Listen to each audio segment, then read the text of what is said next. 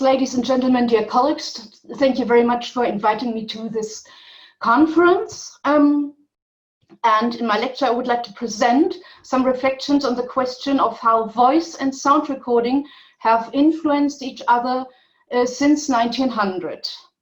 I will begin with the following quotation from Thomas Alva Edison. Oh, sorry. Oh, what is that? There's it. The quotation goes as follows: "This tune will do for the disc, but not so loud and distorted as this. Take it low and sweet. The phonograph is not an opera house." With this quotation, the CEO of Edison Incorporated, Thomas Edison, who died in 1931, offered a very important insight into the mediality of sound recording. In fact, the early sound recordings and their sonic results differed in every respect from the musical events that took place on stage. This has two reasons. Not only the sound recording, not only the sound recording devices and their components have a technical influence on the sonic sound result, but also the people involved in the recording themselves have an impact. In other words, the singing voice, as it appears on the sound recording, is developed in a diverse interaction of people and recording technology. This interaction, in turn, does not take place in a vacuum, but is formed and influenced by the manifold discourses and discussions of its aesthetics, technology, man, and nature. For the project Technologies of Singing in Detmold, Germany, for whom I worked as a project manager and research associate for 3 years until March last year, I conducted research on these topics on behalf of the sources in the archives of Thomas Edison in New Jersey in the USA, at EMI in London, and at Sony in New York. The aim of the project was to show that recording technology had already been adapted to singing and its possibilities around 1900 and vice versa. The ideas about voice and recording are directly reflected in written statements by label managers and others. In the course of this lecture, I will show you various examples on this. I will show that sound recording devices were at no time obliged to produce a reproduction as close as possible. In fact, this has never been technically possible. With regard to the two competitors Edison and Victor, one can even say it was not at all desired by either record company to reproduce a vocal reality, whatever that might be. Rather, I will use the aforementioned archive sources to show that the sonic result was influenced in different ways. While Edison made a selection among the singers and only allowed those to make master recordings who came close to his technically based ideal, his competitor, the Victor talking machine, influenced the sonic result by replacing certain components of the equipment. In short, from the archive materials, the approach to a sound recording, both by Edison and by Victor, can be retraced. For reasons of time, I can only sketch it out here. But by the way, I would like to refer you to my book, The Phonograph is Not an Opera House, which was published in September last year. Here you can read it in detail if you like.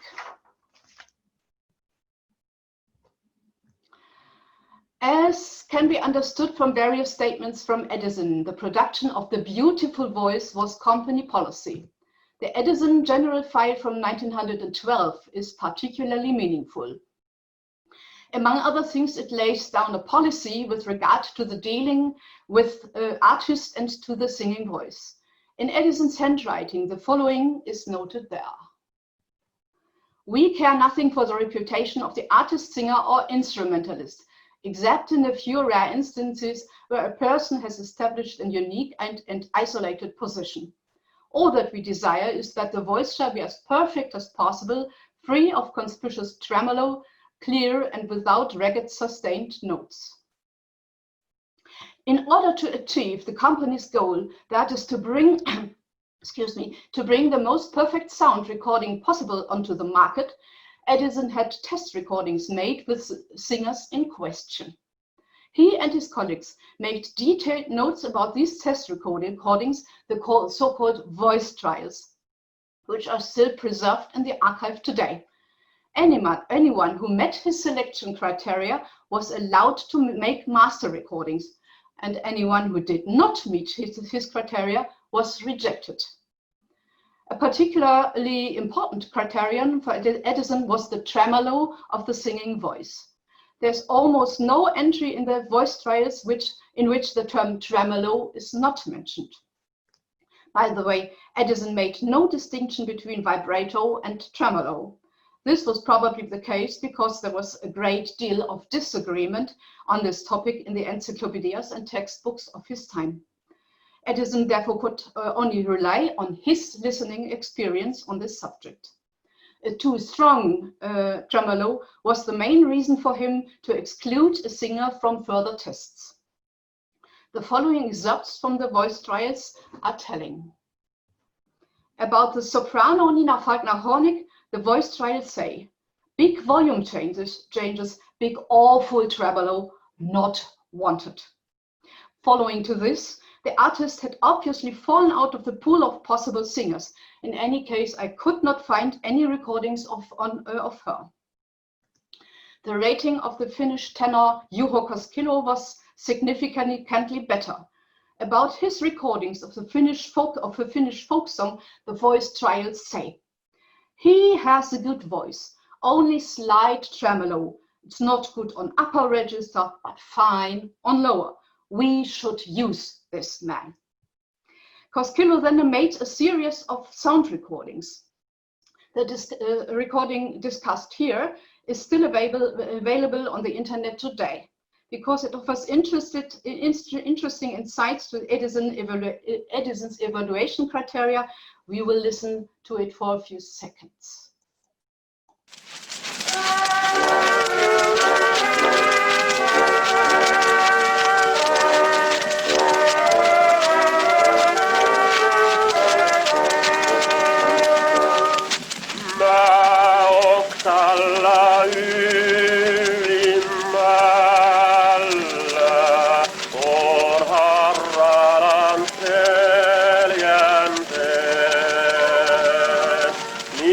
And further on. In summary, one can therefore conclude that Edison preferred the smooth, straight voice to anything else. By only allowing singers to participate in recordings that correspond to his ideas about tremolo or rather vibrato, he was able to establish a very specific sound for his recordings. And in this way, he was able to construct an ideal media voice for his sound recordings. There is no indication whatsoever that Edison wanted to influence the voice by technical means. But this was exactly what happened in the sound recording laboratories of the competing company, the Victor talking machine, as I will show you now. At the Victor, the company managers themselves influenced the sound recording policy. As an example, I would like to show you the following letter from 1910, which was written to the managing director, Alfred Clark. It is reported there that certain technical effects, which had a great influence on the sound of the singer's voice, were accepted, if not deliberately induced. Presumably, these effects were sound shifts, or more precise, formant shifts of the singing voice in the acoustic horn, which, as current research has shown, can be caused by the choice of horns and/or sound boxes. And this is the letter. I consider, speaking generally, that the Victor in their recording tighten up the tone of the voice. This has a beneficial effect in some cases, but the reverse in others. Take a tenor voice. In some cases, this tightening up effect is to the advantage of the tenor and produces a record with even a better tone than the original singer's voice is possessed of. An instance where a singer is benefited is John McCormack. To hear him on the stage, you would not think it was the same voice as you hear on the record. But an equally strong example where the reverse occurs is Caruso, who I think suffers considerably by over-tightening.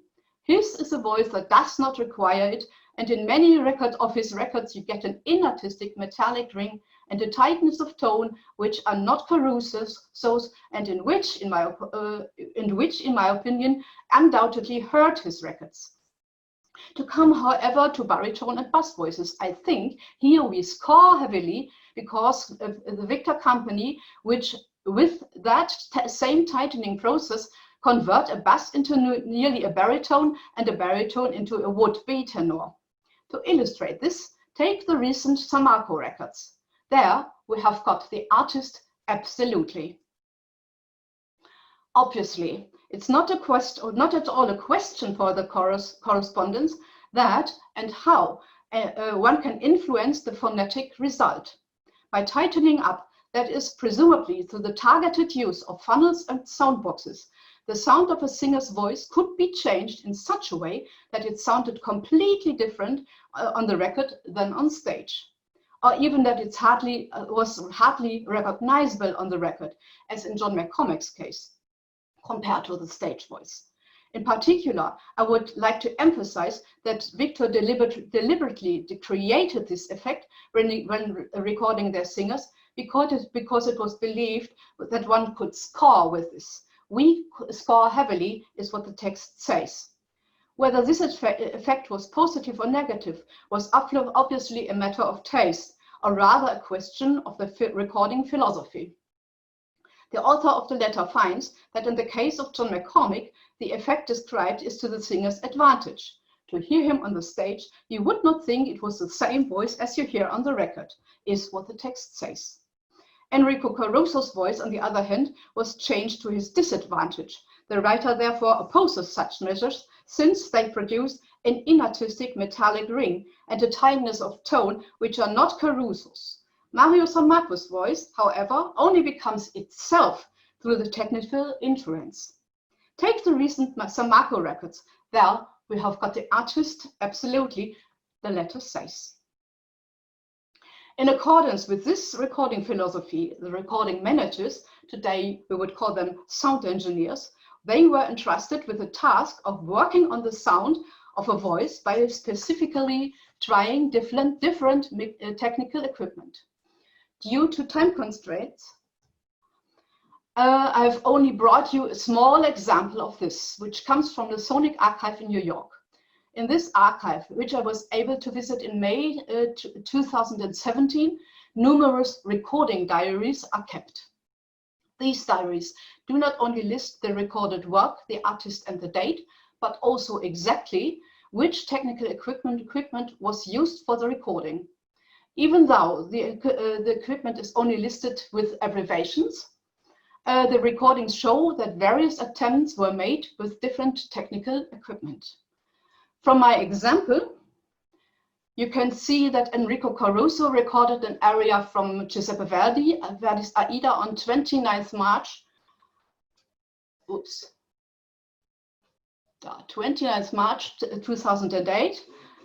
1908, with first with soundbox D over there, but in the next attempt on the same day with soundbox IR. For arias by Carl Goldmark or Gaetano Donizetti, which Caruso also recorded on the same day, again the soundbox D was chosen. Obviously, this was thought to be the best way to achieve the desired sound of Caruso's voice. With Edison and with Victor, the singers had to adapt in different way to the constraints of sound recording. It was obviously necessary to articulate linguistically different in front of the recording device than on the stage. The tenor Percy Redmond Hollinshead reports about this in a newspaper article from 1914 as follows. In conclusion, I might say that if there's one vowel which should be avoided by the singer who would make a successful record, it's the E vowel, sung tightly on the teeth so as to produce a hard, piercing tone. If the singer would use the French E or E instead, he would gain invariable success, provided, of course, he follows the dictates of the bel canto. One of the necessities of the sound recording is therefore to avoid singing the vowel E directly on the teeth, as it produces a sharp, even cutting sound.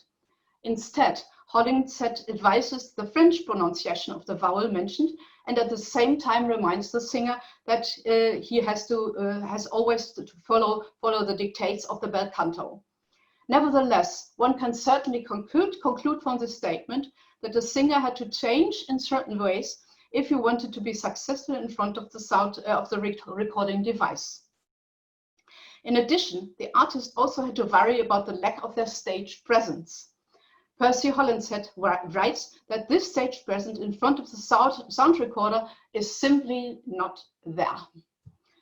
The successful singer of records must also remember that personality or stage presence, which is so often such a big factor in the success of concert singers, here is not at all in evidence.